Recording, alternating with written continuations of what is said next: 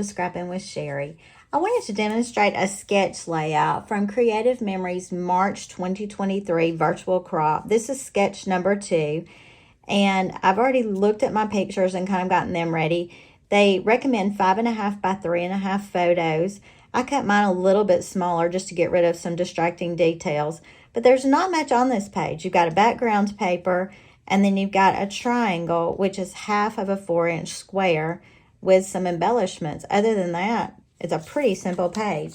Now, I have chosen to use some papers out of the Wanderlust collection. It has just old-timey look as far as cameras and luggage and things like that. We were in Salem, Massachusetts just for a few hours one day. Happened to be there on the correct Sunday that they were having a vintage lawn party. And so I thought these pictures would be pretty with this old-fashioned camera look. Now, I did cut them down to 5.5 by 3.5 initially. And in doing that, I liked the look of a lot of them, except I had too much on the bottom of this one. This lawn party sign needed a little extra. But the goal is to have your pictures kind of lined up here in the center. And that still works, even though I trimmed mine to a different size. I've done the same thing on the facing page. I went ahead and made it a 2-page spread. But on this page, I just need to line these up. And then we'll add our little details with the triangles. Now, it said on the information that it's going to be a 4-inch square cut in half. And I'm cutting this with the stripe from the Wanderlust collection because I felt like that would be a good color combination. Plus, that stripe is going to give me lots of other colors to bring in my embellishments. I've talked before about how you need to use some type of pattern with multicolors in it, because in doing that, you're able to bring in lots of extra colors. My photos have a lot of color in them, but my decorations just don't have a lot of color, so this will give me an opportunity to do something with that. All right, so I cut the 4-inch square, and I just halved it. Now, because I'm doing a 2-page spread, on the initial sketch, it was only a 1-pager, and you had a triangle here and here. And I'm going to take my triangles across the 2 pages rather than having them just on one page. So I think, a part of me thinks I want to put them there and there. Let's see what happens if we put them here and here. And that's going to give us the sideways look, which I kind of like. I think I'm going to go down with my pictures just so I have plenty of room up at the top for the little banner detail that they've put on here. There are a couple of little banners. One is 6.5 by 1. One is 5.5 by 1/2. I don't necessarily look at the measurements on the banners, but I wanted to show you a way to make those. Now, I've got this little red left over. It's a little bit brighter than the reds in here. Not quite as bright as that, but I felt like it was a good happy medium. This was just a scrap I had left over, and it's about 1.5 wide, just a little bit wider than that, give or take. But if you don't have a banner maker, the newest square punch can work for that. And you open it up, you slide your paper in, and you're trying to line it up so that this point is kind of centered on the strip of paper you're working with. It's not totally easy to do. And I'll do the opposite side too, because I am going to put banners on both sides. And I'm just kind of lining my corners of my, oh, that one's pretty good. I'm just trying to line it up inside there and keep the pointed edge kind of centered on my paper. So I've got this banner, and I'm just going to cut this kind of in half. I'm not measuring, you'll notice, because it doesn't really have to be exact. I just want it to look visually appealing. And I'm going to add a banner here, add a banner here. And I didn't have many scraps of the Wanderlust collection left, so I found this mat that I had that was actually from a different pack. It was from a fall pack several years ago. But I decided that this color worked well with what I've got going on. And I think I'm going to use just the ends of that. Actually, I think I'll cut it this way. I'm going to cut that little leaf off. And then I can use these pieces to make another small banner on there. And those banners are not the same size. That's okay. But going back to the square, trying to center that.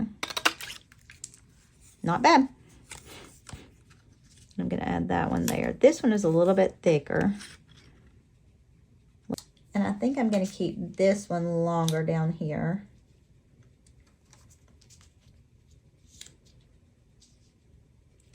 Maybe slide my pictures up and over just a touch. So let's go ahead and take these corner treatments down. And this one I am going to cut off just a little. Y'all can tell I've got trimmers all over the place. But let's take the corners down because I want us to go ahead and add the embellishments on here. I haven't really played with the embellishments, but I did pick out some that I'd like to add. So we'll see how that goes.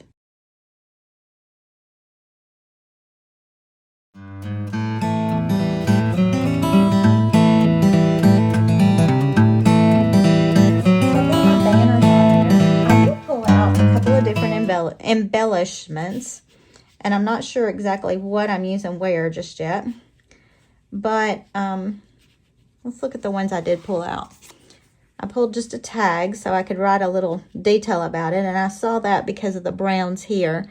There's not a lot of brown otherwise, so this may not be a good option, but I did want a little something to do some journaling. And then I also pulled out these vintage looking suitcases. This little sticker says first class, which I thought was kind of cool for the vintage cars. And then an old camera. So I think I like this little life is good. That's kind of my catchphrase anyway. I could do the life is good. That one says enjoying the view. The little suitcases look great with that. But I kind of want the suitcases on the bottom down here. So let's go ahead and stick those down. And then we'll look at that corner too. Remember, the triangles are just a 4-inch square cut in half diagonally. Great way to use up extra paper. I've got a much longer banner strip right there. I did like this sticker that says enjoying the view. And because all the cars are this way instead of that way, I feel like it's going to need to go down here. And I may want to do the journaling down there as well. So I may want to add that over the side. I do want the little suitcases on here, I do believe. So I think we're going to go with something like this. I'm going to stick this journaling tag down with my regular tape.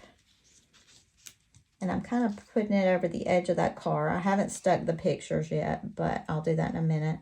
I guess that pulls in a little brown here. There's not a whole lot of extra brown. But to put on enjoying the view and the suitcases, I'm going to use foam squares to add some dimension to that. I think sometimes in scrapbooking we get all caught up in the matchy-matchy. And I have come to discover that sometimes it's just the feel of it rather than the matchy-matchy. If I had gone with the bright blue, the bright green, the bright red, I think this wouldn't have had the same vintage feel to it that I get by going with these darker, more muted colors.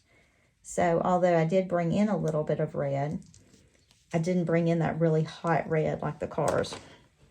All right, let's go back to this one and see what we can do here. This life is good is made kind of to look like a Polaroid, which I think is kind of fun. I'm going to add that right there. I think I'm going to do first class with a foam square.